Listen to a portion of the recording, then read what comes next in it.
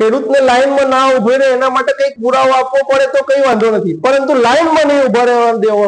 ડીઝલની shortage છે અત્યારે, એ નિર્વિવાદિત વાત છે કે બધા કહેતા હોય કે પૂરતા પ્રમાણમાં ડીઝલ છે, હશે, મળશે, ના નથી, પરંતુ અત્યારે શોર્ટેજ છે. એટલે અત્યારે એ શોર્ટેજને કેવી રીતે ખાળી શકાય એ દિશા તરફ વિચાર કરવો જોઈએ.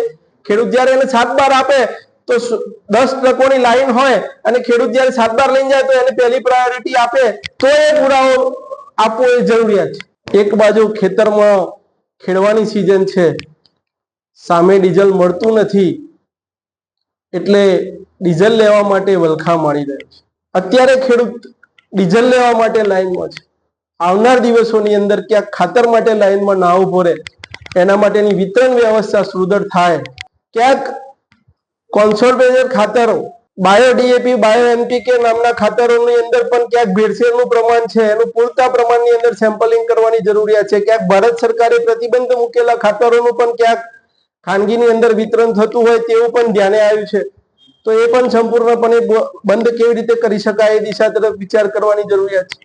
સરકાર દ્વારા ગઈકાલે પણ આનંદ ખેડાની અંદર નકલી બિયારણ પકડાયું છે, ડુપ્લિકેટ ખાતરો પણ પકડાયા છે. રાજ્યના અનેક જિલ્લાઓની અંદર પણ દરોડા પાડવાની પ્રક્રિયા ગઈકાલથી ચાલુ છે. એ બાબત આવકારદાયક છે, પરંતુ એ ચાલુ કેમ થયું એમાં અમારો બહુ મોટો પ્રશ્ન છે.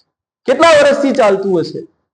એટલે મેં તમને સમાચારના માધ્યમથી કીધું કે જ્યાં પોલીસ સ્ટેશનની અંદર જો દારૂ પકડાય છે તો એ પોલીસ ત્યાં સસ્પેન્ડ થાય છે, તો આવા લોકો કેમ નહીં?